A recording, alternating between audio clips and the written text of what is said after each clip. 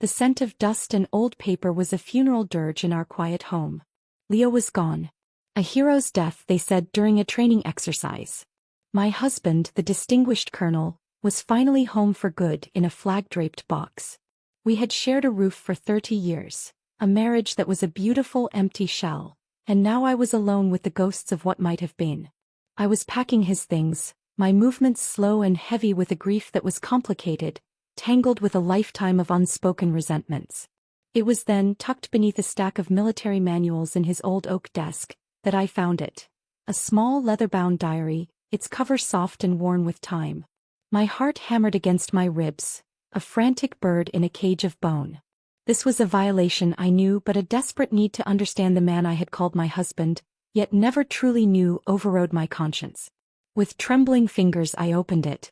The pages were filled with Leo's precise, familiar script, but the words were from a stranger. They were not about duty or the base or even me. They were about her. A woman named Clara. Page after page was a chronicle of a love so intense, so consuming, it stole the air from my lungs. He wrote of their first meeting, a chance encounter when a cultural troupe visited the base 6 months before our wedding. He wrote of her laugh, her grace, the way the sunlight caught her hair. He wrote of a future stolen, a love lost.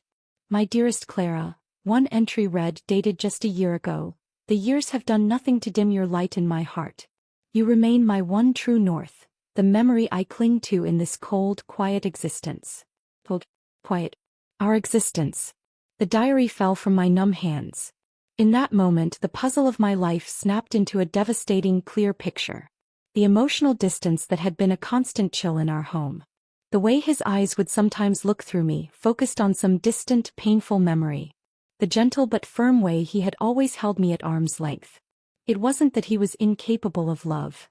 He had simply given his heart to another woman long before he ever placed a ring on my finger. I was not his wife, I was his sentence. A duty-bound compromise, a chain that kept him from his Clara. A sob escaped me raw and ragged. All the years I'd spent blaming myself, wondering what I had done wrong, trying harder, loving harder, only to be met with that infuriating gentle silence. It had all been a joke. The love I had poured into this man, this marriage, had been the greatest shackle of my life. I had suffered, and so had he, trapped in a gilded cage of our parents' expectations and a sense of obligation. The weight of it crushed me. The illness I had battled, the depression that had clung to me like a shroud, it had all been born from this emptiness. I died not from a disease, but from a broken heart I never understood was broken from the very beginning. The last thing I remembered was a sharp, stabbing pain in my chest, the world tilting and the feel of the cold, polished wood floor against my cheek. Then nothing. And then, everything. A burst of sound, of color, of warmth. The scent of cheap wine and cigarette smoke. A loud, off-key rendition of a popular love song. I blinked, disoriented. I was sitting at a large round table laden with dishes. Around me, faces I hadn't seen in decades, young and unlined by care.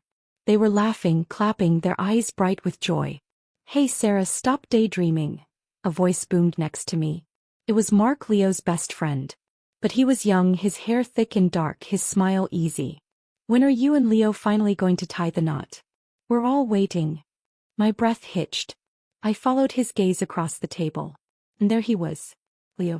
Not the stoic, silver-haired colonel, but a young man in his crisp military uniform, his jaw strong, his eyes a vibrant, clear blue. But those eyes, when they met mine, held a familiar, faint discomfort. He frowned. "Mark, don't be ridiculous. Sarah's like a sister to me. Don't read too much into it." The room, which had been buzzing with laughter, fell into an abrupt, awkward silence. You could have heard a pin drop. Everyone at this wedding banquet knew me. They knew I had followed Leo around since I could walk. They knew I had declared, to anyone who would listen, that I would marry him someday. His parents adored me. The whole military compound called me the Thomas family's little daughter-in-law. Leo had never corrected them. Not once. Till now. With one word, sister, he had erased it all. Mark, drunk and unfiltered on his own wedding day, chuckled, trying to break the tension. "Ah, I get it. You two have that whole good big brother little sister thing going on." A few nervous titters circled the table, but Leo stood up abruptly, his face darkening. "I'll say this again. he said, his voice cold and sharp. Sarah's just my sister. Speak nonsense like that again and you'll ruin her reputation. The laughter died completely. Every single eye in the room turned to me, filled with a mixture of pity and curiosity. I looked up, met their gaze and felt a strange, surreal calm settle over me. This was the spring of 1987. Mark's wedding. The moment in my first life that had set our tragic course in motion. But now I knew the ending. I nodded quietly. Yes, I said, my voice surprisingly steady. I'm just his sister. On the walk home, the silence between us was a living thing. In my past life, I had been chatterbox, filling every quiet moment with nervous prattle, desperate to bridge the gap his words had created. Now I was simply quiet. The truth was, I hadn't yet adjusted to being 21 again, to the vibrant, aching youth of my body, to the second chance that had been dropped into my lap. Still mad? Leo asked suddenly, his voice gruff. I'm not mad, I replied. I was just tired. Tired from a lifetime of loving him. He was clearly surprised by my distance. Are you feeling okay? He asked, reaching out to touch my forehead with a familiarity that now felt like a brand. I flinched away. His hand hung in the air between us for a moment before he pulled it back, his expression turning noticeably colder. What are you sulking about now? He snapped. If something's bothering you, just say it. There's no need for this act. I looked at him, truly looked at him. This boy who held the ghost of the man who would break my heart. I didn't understand, I said softly. What exactly am I doing wrong? He was stunned into silence. I had never talked back to him before. I had always been pliable, eager to please. We had reached the front gate of my house. I turned to walk inside, but he grabbed my arm. Sarah, he said, his voice firm. Just then a young private came running up, slightly out of breath. Captain Thomas. There's a comrade named Clara Vance looking for you. She's at the gates, sir. Making a bit of a scene. You'd better come. At the name Clara Vance, I saw it. A light ignited in Leo's eyes, a spark of desperate, instant attention I had never seen directed at me. His grip on my arm loosened. Sarah, he said, already turning away, his focus entirely shifted. Tell my mom I won't be home for dinner tonight. And he was gone, striding quickly toward the gate, toward his white moonlight. I watched his retreating back, the familiar silhouette I had loved for a lifetime. And no matter how much I tried to suppress it, a familiar, bitter ache stirred in my chest. But this time it was different. This time it was followed by a cold, hard resolve. I walked into my quiet, empty house. The house my parents had left me when they died in a lab accident 2 years earlier. I went straight to my desk and took out a freshly filled out form. An application for a position as a military medic at our local base. The job I had taken in my first life to be close to Leo. I didn't even read it. I simply tore it in half, then again and again, letting the pieces flutter into the trash can like confetti at a funeral. In my past life I had spent everything chasing Leo. I had given up my dreams. I had lost myself. But this time I was going to live for me. The sound of the tearing paper was a declaration of independence. Each shred that fell into the wicker basket was a chain breaking. The weight in my chest didn't vanish, but it shifted, transforming from a burden of heartbreak into the heavy, determined beat of a new beginning. My first stop was the home of Professor Lawrence, my mentor from medical school. He was a brilliant, eccentric man who saw in me a spark for research that I had been all too willing to smother for the sake of proximity to Leo. I carried a box of his favorite oolong tea, a peace offering and a key. I found him in his sun-drenched study, surrounded by precarious towers of books and the faint, sterile smell of disinfectant that always clung to him. He peered at me over his spectacles, his eyes sharp and knowing. Sarah, he said, a slow smile spreading across his face. To what do I owe the pleasure?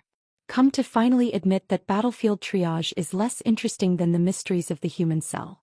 I placed the tea on a rare clear spot on his desk. Professor, you mentioned last year that you were leading a medical research team to Switzerland for a 5-year fellowship. You said you'd saved a spot for me. Is that offer still open? Professor Lawrence paused, the tea tin halfway to his nose. He set it down carefully. I seem to recall a certain young woman being quite adamant that her future was here.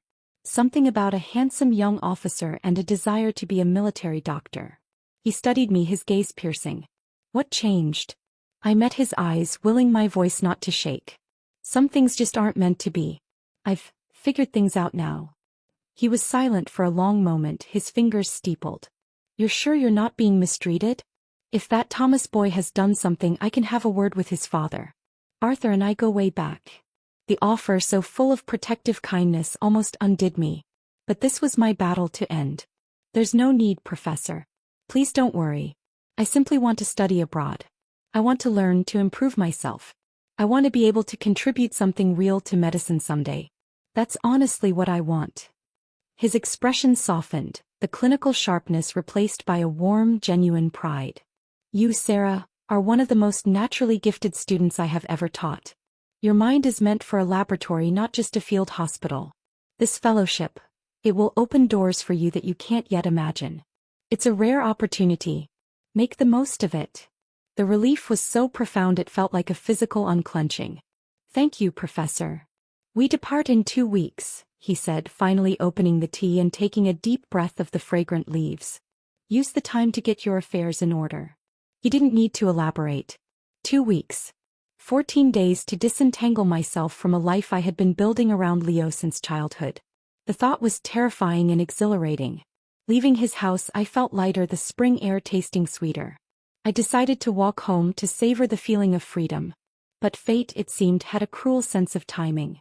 As I passed by the Capitol Cinema, I saw them. Leo standing tall in his uniform, and next to him a woman. Clara Vance. She was even more striking in person than in the grainy photo I'd found in the diary. Slender and poised, with a cascade of dark hair and a smile that seemed to be reserved just for him. She tilted her head back, laughing at something he said, and he looked down at her with an expression of such open, unguarded affection that it stole my breath anew. I had never seen him look at me that way. Not once. I had stopped walking, a statue of my own past pain. Leo's eyes flickered up and met mine. The warmth in them vanished, replaced by instant irritation. Sarah, he said, his voice cold. Are you following me? Clara turned, her smile becoming polite, inquisitive. She looked from Leo to me, her head cocked like a curious bird. Leo, aren't you going to introduce me? Her voice was soft, melodious. Exactly how I'd imagined it. Leo's frown deepened for a moment before he forced it away, his expression softening as he looked back at her. This is Sarah, he said, his tone neutral. She's my neighbor. Like a little sister to me. He then glanced back at me, a warning in his eyes. Sarah, this is Clara Vance. Your future sister-in-law. The audacity of it, the casual cruelty, hit me like a slap. Sister-in-law. He was already claiming her, anointing her right in front of me. Clara blushed, a pretty, practiced shade of pink rising on her cheeks. Oh, Leo, she murmured, looking down shyly. Sarah, Leo said, the warning now explicit in his tone. Say hello to your sister-in-law. Don't be rude. Even though I had already decided to let him go, the words were a physical blow. The boy who had taught me to ride a bike, who had held my hand at my parents' funeral, was now officially erasing me from the narrative of his heart. I took a steadying breath. I was just passing by, I said, my voice miraculously calm. I won't bother you two any longer. I turned and walked away before my composure could crack. I didn't get far before I heard Clara's voice, soft and carrying. Leo, your little sister seems to have a bit of a temper. Do you think she'll give me a hard time? And Leo's reply, firm and protective. Don't worry. As long as I'm here, no one will dare lay a finger on you. A gust of wind blew down the street, whipping dust into my eyes. I rubbed them and my palm came away wet. I told myself it was just the grit. But I knew. The boy who had once promised to protect me forever was gone, and the part of me that had loved him was determined to wither away and die with him. That evening Mrs. Thomas, Eleanor, came over carrying a bowl of her famous chicken soup. Her face was etched with concern. Sarah dear, she said, settling at my kitchen table. I heard there was some tension at the wedding banquet. And that Leo. She trailed off, her kind eyes searching mine. Are you all right? Eleanor Thomas had been a second mother to me since my own parents died. She had held me when I cried, celebrated my achievements, and always hoped I would become her daughter-in-law. The guilt of disappointing her was a fresh pain. I'm fine really, I said, forcing a smile. Leo's right. We've always been more like siblings. People just read too much into things. I saw the doubt in her eyes, but she didn't push. She patted my hand. Well, you know I'm always here. Later that night, a furious pounding shook my front door.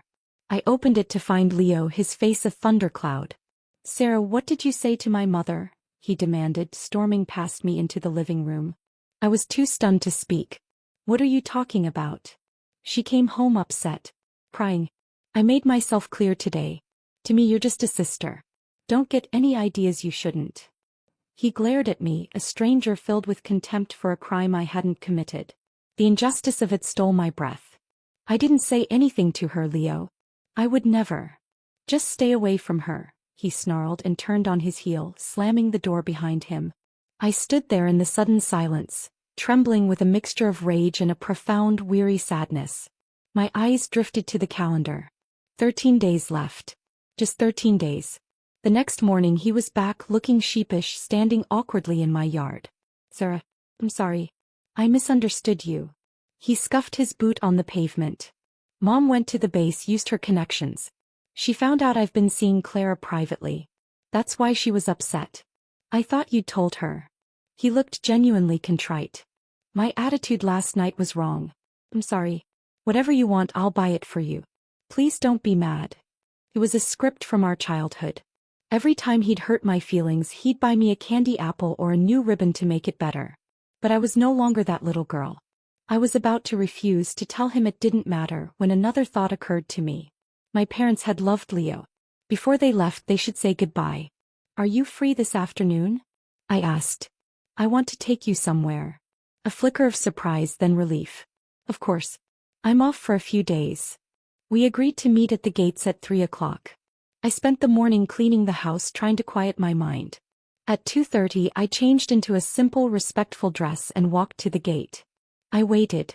The sun climbed, then began to sink. 3 o'clock became 4, then 5. The sky was streaked with orange and purple when I finally accepted it. He wasn't coming. I went to the cemetery alone. The air was cool and still.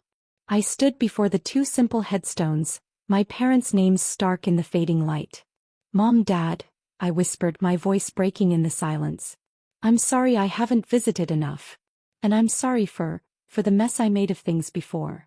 I knelt, tracing the letters of my mother's name. But thank you. Thank you for watching over me, for giving me another chance.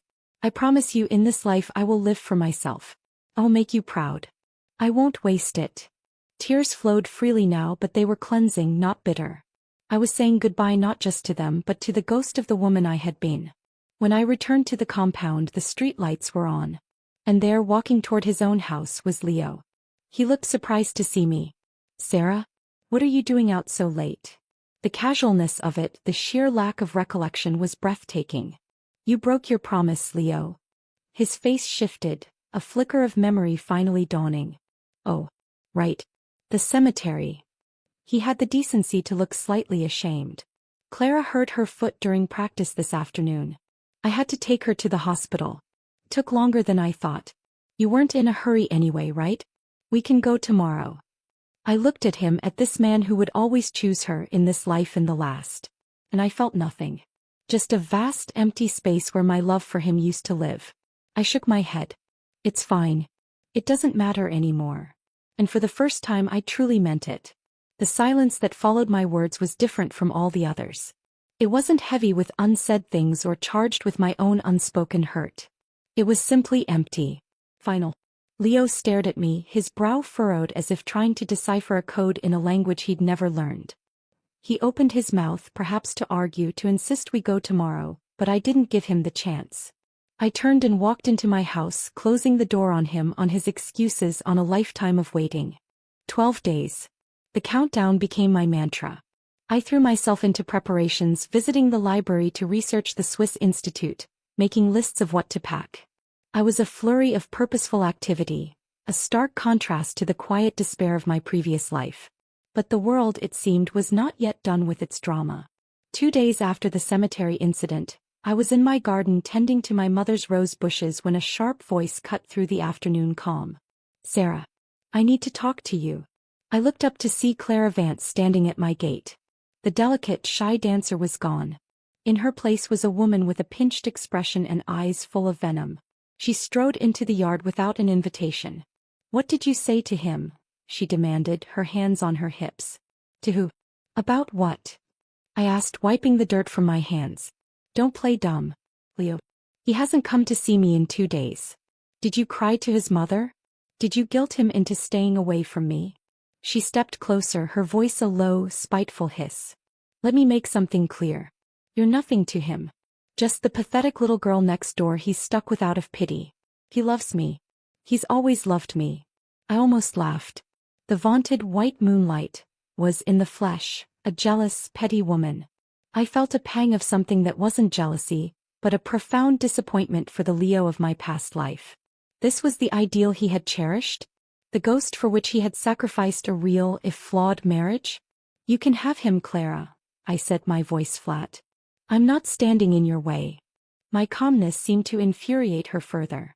"Don't you dare act like you're doing me a favor. You think you're so special because you grew up with him? Well, you're not. Just stay away from him, you useless little—" "Get off my property," I interrupted, my patience snapping. "Yow." She glared at me, her chest heaving. "You'll regret this," she spat before spinning on her heel and marching away. I shook my head, dismissing her as a minor nuisance. A tempest in a teapot. I was wrong. That night, a thunderous banging shook my door. Before I could even fully open it, Leo shoved his way inside. His face was a mask of pure fury. "What did you do?" he roared. I took a step back, my heart hammering. "Leo, what?" He didn't let me finish. His hand shot out and the world exploded in a burst of white-hot pain. The slap was so hard it sent me stumbling back against the wall. My cheek burned and the taste of copper filled my mouth. "You vicious little—" he choked out, his eyes wild. "What did you do to Clara? I knew you were jealous, but this? Sending thugs after her? If I hadn't gotten there in time." He was shaking with rage. "This ends now. Let me make one thing clear, Sarah. Even if you were the last woman on earth, I would never, ever choose you. So just give it up." The words, so eerily similar to the ones I'd read in his diary, should have shattered me. But instead of pain, a cold, clear fury rose in me. The injustice of it, the sheer blindness. He had chosen a liar over the person he'd known his entire life. I pushed myself off the wall, my own hand flying through the air before I could even think. The crack of my palm against his face was even louder than his slap had been. It stunned us both into silence. I looked him dead in the eye, my voice dangerously quiet. "Get out. Sarah. Get out." I screamed, the sound tearing from my throat. "If you trust me so little, then we are done. Completely and forever. Now get out of my house." He stood there, a red handprint blooming on his cheek, his expression shifting from rage to confusion to something that might have been the first flicker of shame. He turned and left without another word, closing the door softly behind him. I slid down the wall to the floor, trembling not from hurt but from adrenaline. The line had been crossed. There was no going back. 10 days left.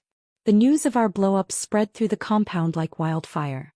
My friend Hannah, Mark's new wife, came over the next morning, her face flushed with anger.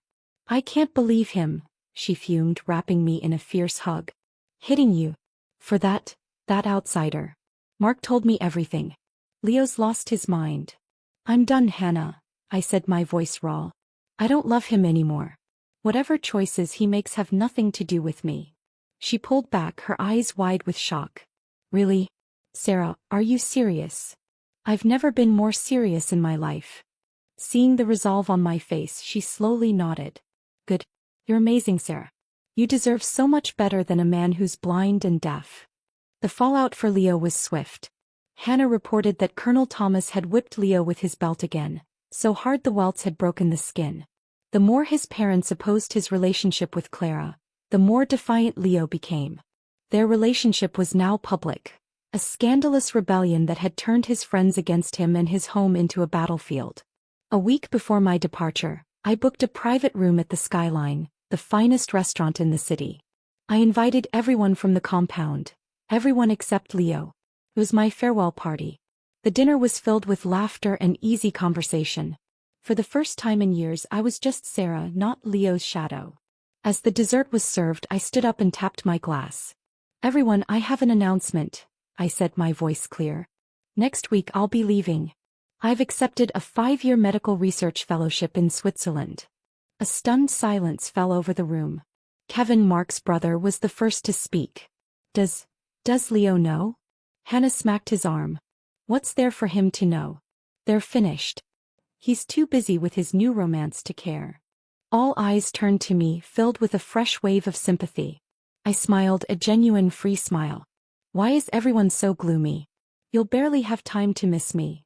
The mood lightened, and the rest of the evening was a warm, happy blur of promises to right and well wishes. It felt like a true goodbye, a closing of a happy chapter from my childhood, before the tragedy of my adulthood had begun. With only 6 days left, I focused on myself. I visited my favorite professors, had long lunches with classmates, and spent a day alone, visiting all the landmarks of the city I was leaving behind. My final stop was the Great Wall. I climbed to the highest point I could reach, the wind whipping through my hair. The sky was an endless, brilliant blue. I cupped my hands around my mouth and shouted into the vastness, "Goodbye. I'll be back and I'll make you proud." The sound was swallowed by the wind, but the feeling remained. I was free. The next day I went to the department store to buy parting gifts for Arthur and Eleanor Thomas. Despite everything, I was grateful for their kindness. I was browsing silk scarves when a familiar voice sent a chill down my spine. "Sarah." I turned. It was Leo, and clinging to his arm was Clara. He looked terrible. Haunted. There were dark circles under his eyes, and he'd lost weight. The defiant pride was gone, replaced by a deep weariness. "Emily, He started but didn't seem to know what to say. Clara, however, had plenty to say. She stepped forward, her eyes flashing. "Well, look who it is. You haven't even apologized for what you did." I stared at her, incredulous. "I have nothing to apologize to you for." "Oh, really?" she sneered, grabbing my arm, her nails digging into my skin. "You set those men on me. Don't think you can just walk away." The anger I had been suppressing since Leo's slap erupted. I wrenched my arm free and, with a swiftness that surprised even me, slapped her across the face. "Get away from me," she shrieked, clutching her cheek. "Leo." She hit me. Leo rushed forward, his face a storm of conflicting emotions. "Sarah. What is wrong with you?" Without a word I slapped him too. The sound echoed in the crowded store. "Hannah was right," I said, my voice cold as ice. "You are blind and deaf." His face darkened with humiliation and rage. "Don't push your luck, Sarah. I know all about your scheming. And I will never, ever love you." I laughed then, a short, bitter sound. "Leo, you think far too highly of yourself. Your love is worth less to me than the dirt on my shoes." "I don't want it." I turned my back on both of them and walked away, my head held high. The drama was over. I had 5 days left. Nothing was going to ruin my escape. The confrontation at the department store should have been the end of it. I had drawn my line in the sand with a clarity that left no room for misinterpretation. I spent the next 4 days in a state of focused preparation, my suitcase a physical representation of my new life. Each folded blouse, each medical textbook, was a step away from Leo, from Clara, from the ghost of the woman I had been. On my second-to-last day I needed to buy gifts for Arthur and Eleanor. Despite Leo's betrayal, their kindness to me had been a constant. I owed them a proper goodbye. The department store was bustling, a microcosm of a city moving on without me. I found an elegant silk scarf for Eleanor and a fine leather wallet for Arthur. For myself, on a whim, I bought an expensive set of French skincare creams. An indulgence, a promise to my future self that I would be cared for. I was heading down the escalator from the second floor when I heard it first. A scream, sharp and piercing, followed by another. Then a chorus of panicked shouts. "Fire! Help! Fire!" Ahead, thick black smoke began to billow from the first-floor cosmetics department. The air grew acrid. The scene triggered a memory so deep and visceral it felt like a physical blow. The fire. The department store fire. In my first life, this was the pivotal moment. Leo had been with me that day. I'd been sulking, sensing his distance, and had dragged him shopping. When the fire broke out, he'd vanished. A falling shard of glass had sliced my cheek, leaving a scar that would mark me for life. His guilt over that scar, amplified by his parents' fury, had been the final push into our disastrous marriage. And in his diary I learned the truth. He hadn't vanished to save a little girl. He had seen Clara in the crowd and gone to her. He had chosen her even then. The scar, the marriage, it had all been built on his lie. A cold dread washed over me. The past was trying to reel me back in. Not this time. I dropped my shopping bags and ran not for the main exit, but for the less crowded rear of the store. I would not be a victim of this history. I would not be disfigured. I would not be trapped. But fate, it seemed, had a twisted sense of humor. As I sprinted down a service corridor, a side door burst open and two figures stumbled through. Leo and Clara. Of course. They were everywhere, a plague of my own past. Our eyes met for a split second, his wide with surprise and a flicker of alarm, hers with sheer panic. There was no time for words. The crowd, a terrified, single-minded organism, surged around us. In the chaos, a large man shoving his way forward, slammed into me from behind. I lost my balance, falling hard onto the grimy tile floor.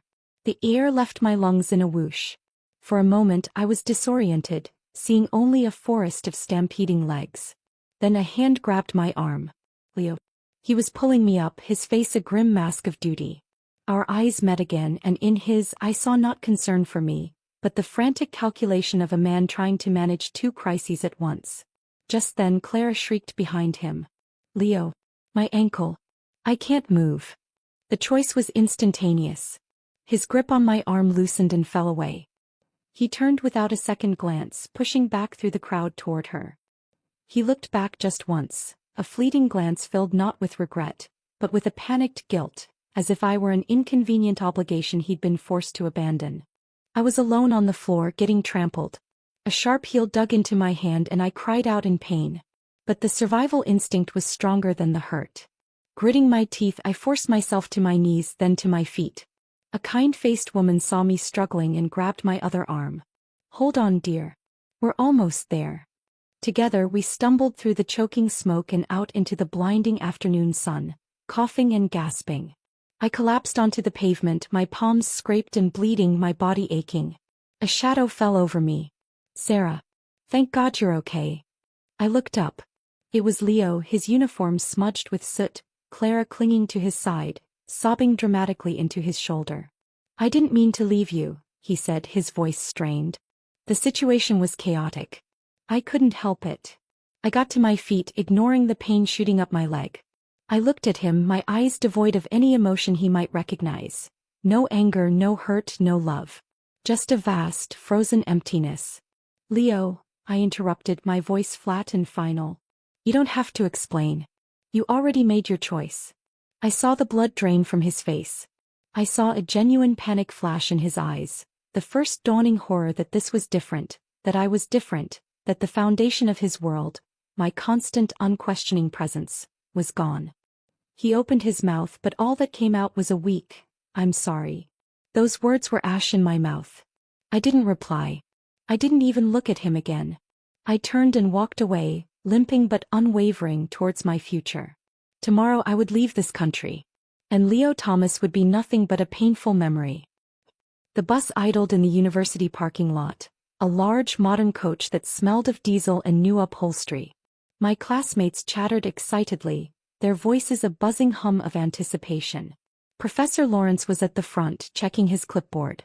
I sat by a window, watching the raindrops trace paths down the glass. I was calm. I was ready. Then I saw him. He came running across the parking lot, a disheveled, desperate figure in a rain-soaked coat. Sarah. Sarah, wait. It was Leo. He looked like he hadn't slept in days. His eyes were wild, his face pale and stubbled. He reached the bus and slammed his hands against my window, his breath fogging the glass. Sarah. Don't go. Please don't go, he pleaded, his voice muffled but frantic. Every head on the bus turned. Professor Lawrence sighed and walked down the aisle to me. Sarah, he said quietly. 10 minutes. Resolve this. We have a schedule. Numbly I nodded and stepped off the bus. The cold rain hit my face. I pulled Leo away from the vehicle under the scant shelter of a nearby tree. What are you doing here, Leo? I asked, my voice drained of all energy. What could you possibly want? Emily, please, he begged, grabbing my wrists. You didn't cherish anything when you had the chance. Now you're leaving? Please, just listen to me. He spilled out a frantic, jumbled story. After I'd left him at the department store, he'd gone home. His mother, Eleanor, had been waiting, and in her fury, she'd shown him the boxes of childhood mementos she was about to burn.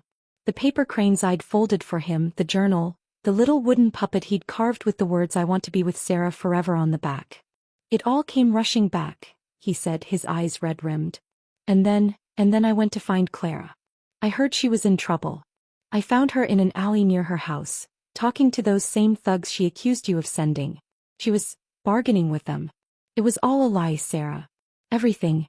She set it all up. I'm sorry. You were right. I'm a complete idiot. I see it now. It's always been you. Please give me one more chance. I looked at him, at the raw remorse on his face, and I felt nothing but a profound, weary pity. Why was it only when the illusion of Clara shattered that he could see my value? I let out a cold, quiet laugh. Why is it so hard for you to just admit you fell out of love, Leo? If Clara hadn't been exposed as a liar, you would never have come back to me. You didn't choose me. You just ran out of options. Now please, stop bothering me. This is embarrassing. His eyes filled with tears. He rushed forward, clutching my hand tightly, his grip desperate. Sarah, I was wrong. I was so wrong. Please, just one more chance.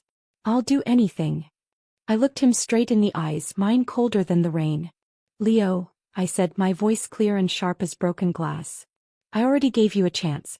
A lifetime of chances. You didn't want them. The truth of those words hit him like a physical blow. All the color drained from his face. His grip on my hand loosened and fell away.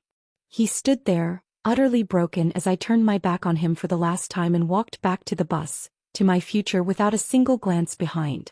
The door hissed shut, sealing me in the warm, quiet hum of the coach. Professor Lawrence gave the signal, and with a lurch we began to move. I watched through the rain-streaked window as the figure of Leo Thomas grew smaller and smaller, until he vanished into the gray landscape of my past. The hum of the jet engine was a lullaby of escape. As the sprawling lights of my hometown dwindled into a distant constellation and then vanished beneath a blanket of clouds, a physical weight lifted from my shoulders. It was the weight of Leo's expectations, of Clara's venom, of the pitying stares from the compound. For the first time in either of my lives, I was truly untethered. The chaos of the international airport in Geneva was a welcome shock to the system. The air smelled different, of coffee, cold air, and foreign perfumes. The voices were a melodic cacophony of French, German, and English. I stood with my fellow researchers, a mix of excitement and trepidation thrumming through me. We were shepherded through customs by a flustered Professor Lawrence, who kept counting heads like a worried mother hen. And then I saw him. He was impossible to miss. A tall, broad-shouldered man with a shock of blonde hair and eyes the color of a summer sky, holding a sign that read, Professor Lawrence Hackwo Team. But as we approached, his gaze locked onto me and his jaw literally dropped. He stared, utterly transfixed, as if he'd seen a ghost. Professor Lawrence began introductions, but the man, Mike, as it turned out, a PhD researcher at the Institute, seemed to not hear a word. He stepped right past the professor, his eyes wide with unabashed wonder, and stopped in front of me. Mon Dieu, he breathed, his English heavily accented with French. You are exactly the woman from my dreams. I like you very much, miss. Will you be my girlfriend? The entire group, including Professor Lawrence, froze in stunned silence. My cheeks burned with a heat I hadn't felt in years. I was so taken aback I could only stare, my mouth slightly agape. Mike, seemingly oblivious to the social carnage he'd just caused, beamed a brilliant, disarming smile. He was cheerfully, shamelessly insane. And in that moment of profound awkwardness, I felt the first genuine, unburdened laugh bubble up in my chest. I quickly suppressed it, but a corner of my mouth twitched. Thus began my life in Switzerland. The Institute was a temple of science, all gleaming steel and glass, overlooking the serene expanse of Lake Geneva. My work was challenging, immersive, and exactly what I needed. I buried myself in the lab, in petri dishes and complex equations. I ate there, I often slept on a cot in the back, I lived and breathed my research. It was my sanctuary. Mike, however, was a persistent and unpredictable force of nature. My attempts to avoid him only seemed to fuel his determination. No matter what seminar I attended or which corner of the library I hid in, he would inevitably appear, always with a gigantic, slightly ridiculous bouquet of roses. "Miss Han," he'd declare, his voice echoing in the quiet halls. "You are my Venus. My muse." "It's a nice sentiment, Mike," I'd reply, trying to hide my amusement. "But I believe Venus is missing an arm." "Then I will be your arm," he'd counter without missing a beat, his grin infectious. He was relentless but never disrespectful. There was a genuine puppy-like enthusiasm to his pursuit that was hard to truly dislike. He was brilliant too.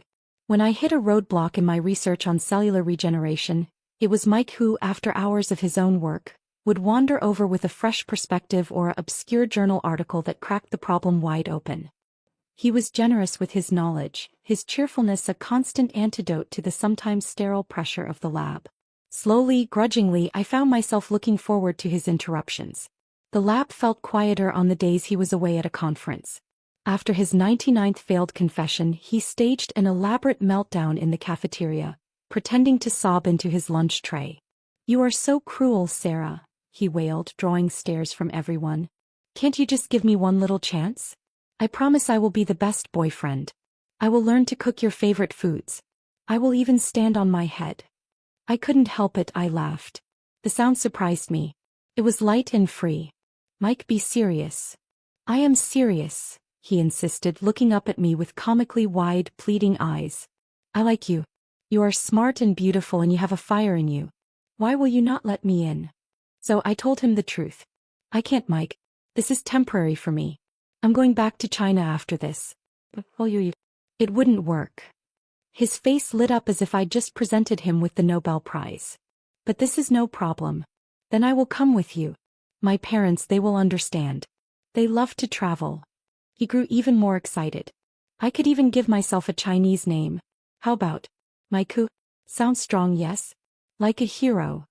His sheer, illogical optimism was kind of adorable. He looked so hopeful, so utterly convinced. And I realized, with a start, that I had been using the future as an excuse to protect a heart that was already healing. "Fine," I said, shaking my head with a smile. "One chance. A probationary period. No promises." Mike seized that one chance like a lifeline. For 3 months he was wonderful. He was still his exuberant, over-the-top self, but he was also surprisingly attentive and kind. He learned a few phrases in Mandarin to impress me.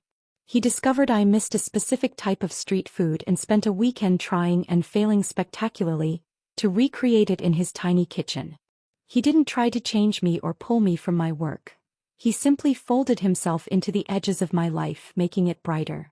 The night I officially agreed to be his girlfriend, he swept me into a hug so enthusiastic he nearly knocked us both over. Everyone at the institute cheered. Professor Lawrence clapped me on the back, his eyes twinkling. "Sarah, you brilliant girl," he boomed. "You've not only mastered complex cellular biology, you've managed to recruit the youngest, most brilliant PhD in Geneva to defect to our cause. This is a greater contribution to our nation's medical field than any research paper." Everyone laughed. I felt a blush creep up my neck. "Professor, that's a bit much." Mike, however, puffed out his chest. "I am the son-in-law of Hagwo. It is the greatest honor," he declared, and the laughter grew louder. That weekend we went on our first real date, to the movies. It was a silly American comedy, and Mike spent the entire time whispering terrible translations and making me laugh more than the film did. Afterward, he told me to wait outside the cinema while he ran to a nearby shop, promising a surprise. I stood under the neon lights, watching the couples strolling by, feeling a contentment I hadn't known was possible. The past felt like a story I had read about someone else. "Sarah? Is that you?" The voice was a bucket of ice water. Deep, familiar, and utterly out of place. My blood ran cold. I turned slowly. It was Leo. He looked older, haggard. His clothes were rumpled, his face etched with a deep weariness. But his eyes, when they saw me, held a startling, desperate joy. "It really is you," he breathed, stepping forward, his voice trembling. "Sarah, do you have any idea how long I've been looking for you?" He reached out to grab my hand, but I quickly stepped back, my face a mask of disgust. "What are you doing here?" I snapped, the warmth of the evening instantly gone. "Haven't you done enough?"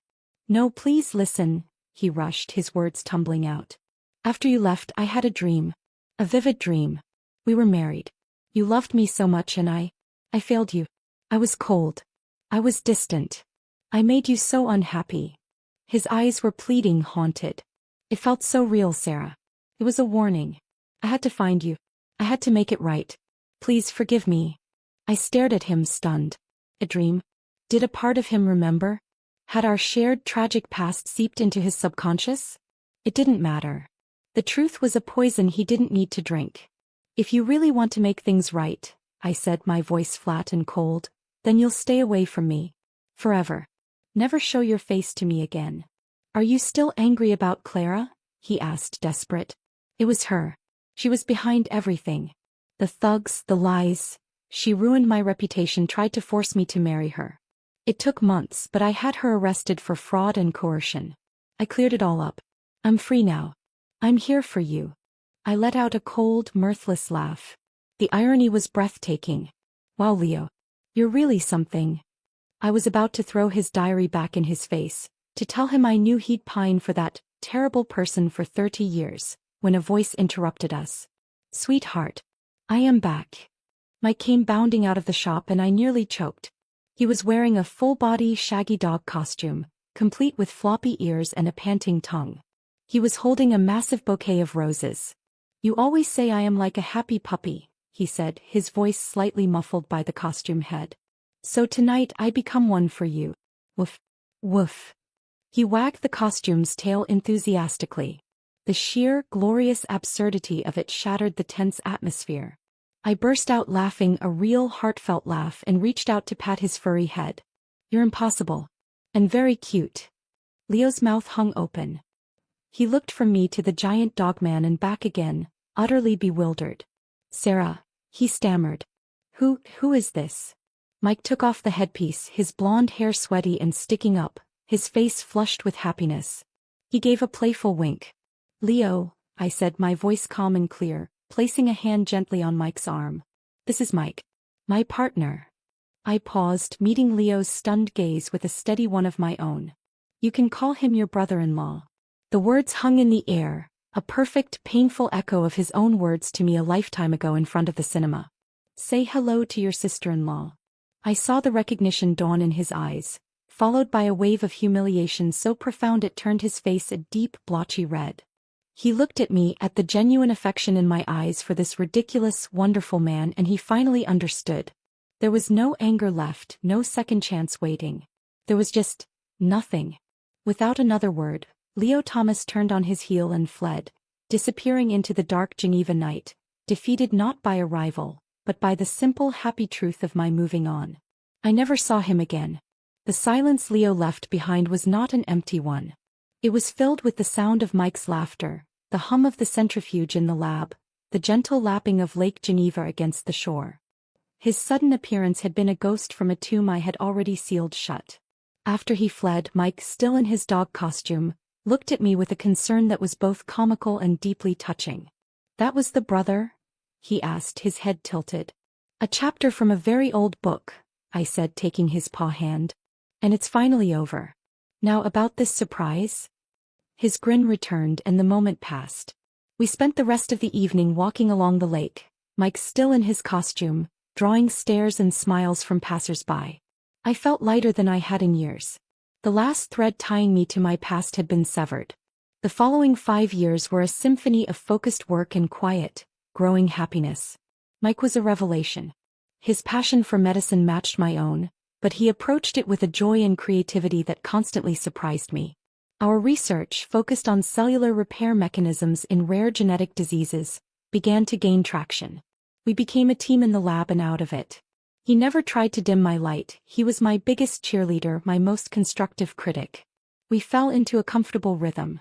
Mornings were for intense quiet research. Afternoons were often spent in spirited debates with Professor Lawrence and the rest of the team. Evenings were for us. Long walks, trying new restaurants, or simply curled up on his sofa, reading while his large, gentle hand rested on my foot. There were challenges, of course. The work was hard and setbacks were frequent. There were cultural misunderstandings, moments of homesickness that would sneak up on me when I least expected them. But for the first time I had a true partner to share the burdens with. Mike's solution to my sadness was always action. A sudden trip to the mountains, a disastrous attempt to cook me a Chinese feast, a bouquet of wildflowers picked from a field on the outskirts of the city. He never again asked me if I would stay. Instead, he began studying Mandarin with a fierce determination. He pored over maps of my hometown, asking endless questions about the food, the customs, the medical landscape. His commitment was not a grand gesture, but a quiet, steady dedication. He was building a bridge to my world, plank by plank. In the 4th year we had our breakthrough. A combination of my meticulous research and Mike's outside-the-box thinking led to a novel approach to treating a specific debilitating cellular disorder. We published our findings in a leading international journal. The phone began to ring with interview requests. Invitations to speak at conferences around the world flooded in. It was during a press conference in London that a reporter from a major Chinese news outlet approached us. "Dr. Han," he said, "your work is being hailed as a potential game-changer. What's next for your team?" I looked at Mike, who gave me a small, encouraging nod. I turned back to the reporter, my voice clear and confident. "We're going home. Our goal has always been to establish a dedicated research center in China, to bring this work to the patients who need it most." The story was picked up back home. "Hometown hero returns," the headlines read. "Brilliant scientist and her international partner to boost national medical research." We were no longer just researchers. We were a story. A symbol of progress and global collaboration. The final months in Switzerland were a whirlwind of packing, farewell parties, and tying up loose ends. Professor Lawrence, now more a proud grandfather than a mentor, clapped Mike on the back. "You take good care of our Sarah," he said, his voice thick with emotion. "And you, young man, welcome to the family." The flight back to China was a mirror image of the one that had brought me to Switzerland, but the woman looking out the window was unrecognizable from the heartbroken girl of 5 years ago. I was confident, accomplished, and deeply loved. As the plane began its descent, Mike reached over and took my hand. His palm was warm and steady. "Nervous?" he asked. I looked out at the familiar, sprawling landscape of home coming into view. A wave of emotion, pride, hope, a sense of completion washed over me. "No," I said, squeezing his hand. "I'm ready." The airport was nothing like the quiet departure I had made. A small crowd had gathered, university officials, journalists, and a delegation from the Ministry of Health. But my eyes scanned past them, searching for the faces I truly wanted to see. And then I saw them. Hannah and Mark, waving frantically, their 2 young children perched on their shoulders. And standing just behind them, a little more frail, their faces etched with a mixture of pride and regret, were Arthur and Eleanor Thomas. I rushed forward, and Hannah enveloped me in a crushing hug. "You did it. You glorious thing, you did it," she squealed. Then I turned to the Thomases. Eleanor's eyes were filled with tears. She opened her arms, and I stepped into them without hesitation. "Welcome home, Sarah," she whispered, her voice cracking. "We are so proud of you." Arthur, ever the stern colonel, simply nodded, his hand gripping my shoulder tightly. "Well done, doctor," he said, and the respect in his voice meant more than any headline. As we collected our luggage, I noticed Arthur pull Mike aside. I saw Mike listen intently, then nod, a serious expression on his face. He caught my eye and gave me a small, reassuring smile. Later, in the car heading into the city, I asked him what they had talked about. Mike smiled. He said, "That boy we don't talk about, he made the biggest mistake of his life. Don't you be the second." Mike reached for my hand. I told him I plan on spending the rest of my life making sure I'm not. The city had changed, modernized, but the bones of it were the same. It was familiar yet new. Just like me. We were given a spacious apartment near the new research institute that was being established for our team. That first night, as I stood on the balcony looking out at the glittering lights of the city I had left behind, I felt no bitterness, no regret. Only a profound sense of peace. The past was finally, completely laid to rest. I was home. And my future, bright and full of promise, was just beginning. The welcome was overwhelming. The media dubbed us the power couple of science. Our story, the local girl who went abroad, became a brilliant researcher and brought back a world-class scientist, was a narrative the public loved. Mike, with his blonde hair, easy smile, and comically earnest attempts to use chopsticks, became an instant celebrity. Our days were a whirlwind. Establishing the research center was all-consuming. There were budgets to approve, staff to hire, equipment to import. We worked 16-hour days fueled by cheap takeout and a shared sense of purpose. Mike adapted with an astonishing ease, his charm and genuine passion winning over even the most skeptical bureaucrats. It was after a long day of interviews that we finally had our first television special. We sat on a brightly lit set, a famous host smiling at us. "Dr. Han," she said, "your journey is an inspiration." "And Mike, what's the secret? How did you manage to win over our brilliant Dr. Han?" Mike, without a hint of embarrassment, grinned into the camera. "It was simple. I chased her with sheer shameless persistence." The audience laughed. "I decided I would ask her to be my girlfriend 100 times. On the 99th time she finally said yes. So my advice to everyone? Never give up." I laughed beside him, shaking my head. "He's still just as cheeky as ever." The host turned to me. "And you, Dr. Han? You've achieved so much. What's next?" I looked into the camera, feeling the weight of the moment. This center is just the beginning. We have a responsibility to the patients waiting for answers. Our work isn't about fame, it's about giving people their lives back. The segment was a huge success. But fame, I quickly learned, was a double-edged sword. It opened doors, but it also meant our lives were no longer entirely our own. A few weeks after the show aired, I was scrolling through a news site when a small, grainy photo in the corner of the screen caught my eye. It was a picture of a man sitting on a park bench, looking haggard and much older than his years. The caption read, "Former military captain seen struggling after release from short stint in rehabilitation." It was Leo. My breath hitched. I quickly closed the browser, my heart pounding. I hadn't thought of him in months. The article suggested his life had spiraled after I left. A discharge from the military, rumors of drinking, a failed attempt to start a business. A part of me, the part that had loved him for a lifetime, ached with a distant, pitying sorrow. But the larger part of me felt nothing but a grim confirmation. The man who had built his life on a lie had seen that foundation crumble. I never mentioned the article to Mike. There was no need.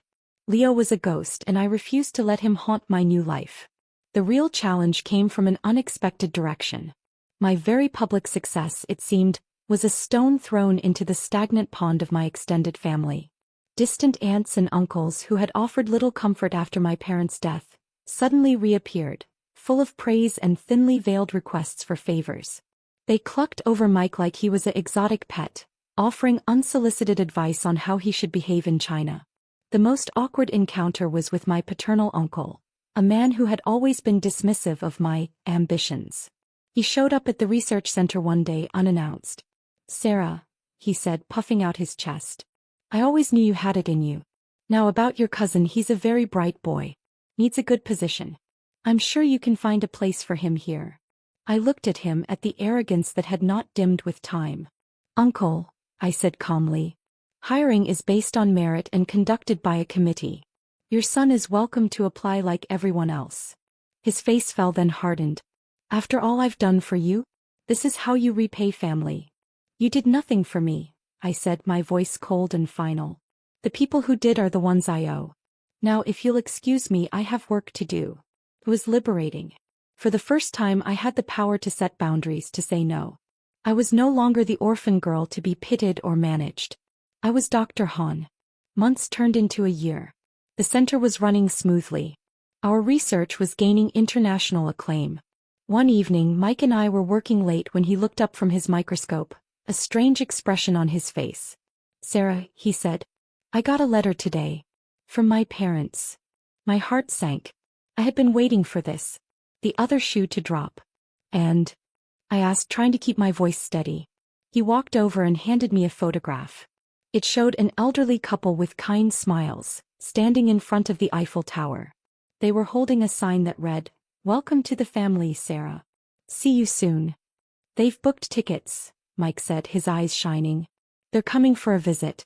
For 3 months. They want to meet the woman who finally made an honest man out of their son." The relief was so profound it made me dizzy. I laughed, tears pricking my eyes.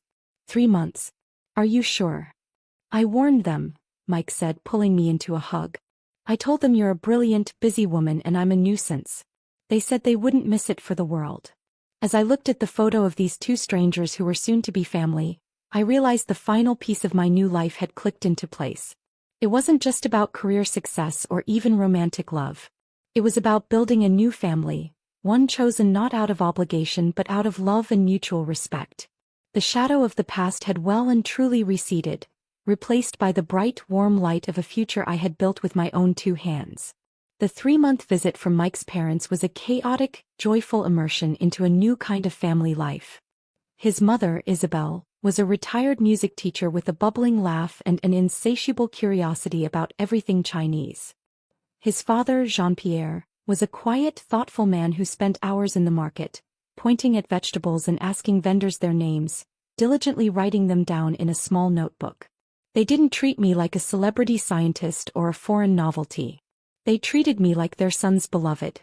Isabel taught me how to make a perfect tarte tatin in my own kitchen, and I taught her how to fold dumplings.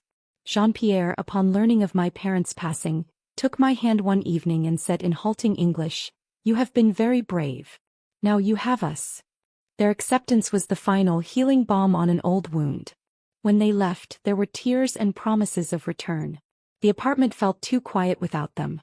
Life settled into a new, deeper rhythm. The research center became a world-renowned institution. We trained a new generation of brilliant young doctors and researchers. Mike and I fell into the comfortable patterns of a long-married couple, our passion now expressed in quiet, mochi, tacit understanding. A shared look over a breakthrough in the data, a hand on the back after a difficult day. Years flowed by like a river. We never had children of our own. Our work, our students, became our legacy. We were too busy, we told each other, and it was true. But we never regretted it. Our lives were full. It was on a bright autumn morning on the 10th anniversary of the center's founding that the call came. I was in my office reviewing a grant proposal when my assistant burst in, her face pale. "Dr. Hahn. It's the committee. From Stockholm." My hands stilled. Mike, who had been dozing on the sofa in the corner, sat bolt upright. The voice on the phone was formal, accented. "Dr. Sarah Hahn? I have the great honor to inform you that you and Dr. Michael Levine have been awarded the Nobel Prize in Physiology or Medicine for your groundbreaking work on cellular regeneration." The room swam. I heard Mike's sharp intake of breath. The voice continued, but the words were a blur. "The highest accolade. The ultimate recognition." I managed to stammer my thanks and hung up, my hands trembling. Mike was on his feet, his eyes wide. "Sarah? Was that?" I could only nod. For a moment we just stared at each other, the magnitude of it too immense to process. Then a slow, brilliant smile spread across Mike's face. He didn't whoop or shout. He simply walked over, took my face in his hands and kissed me gently. "For you," he whispered. "All of it. For you." The news exploded. The center erupted in celebration. The phone rang incessantly. We were swept into a new whirlwind, but this one was different. It was a culmination. The awards ceremony in Stockholm was a surreal dream. Dressed in a formal gown, standing in the grand hall, I listened as our life's work was described to the world. When they called our names, Mike took my arm. As we walked forward, the applause washing over us, I wasn't thinking of the prize. I was thinking of a young, heartbroken girl tearing up an application form in a quiet house. I was thinking of my parents and hoping somehow they could see this. After the ceremony, there was a formal banquet. An elderly journalist managed to corner us. "Dr. Hahn," he said, "your story is one of incredible perseverance. From personal hardship to the pinnacle of science. What would you say to the young version of yourself, the one who was suffering?" I looked at Mike, then back at the journalist, the lights of the hall glittering around us. "I would tell her," I said, my voice clear and steady, "that the love you think defines you is only a part of you. Don't shrink your soul to fit a life that's too small for you. Your destiny is not a person. It's the purpose you find when you are brave enough to live for yourself." Later that night, as we stood on our hotel balcony looking out at the frozen city, Mike wrapped his arms around me. "You were magnificent," he murmured into my hair. I leaned back against him, feeling the solid, steady beat of his heart. The past was a closed book. The present was a gift. And the future? The future was a promise we had already kept. We had built a life. We had made a difference. And in the end, that was a legacy worth more than any prize, a love story more enduring than any I could have imagined as a girl. It was my story. And it was only just the beginning. The end.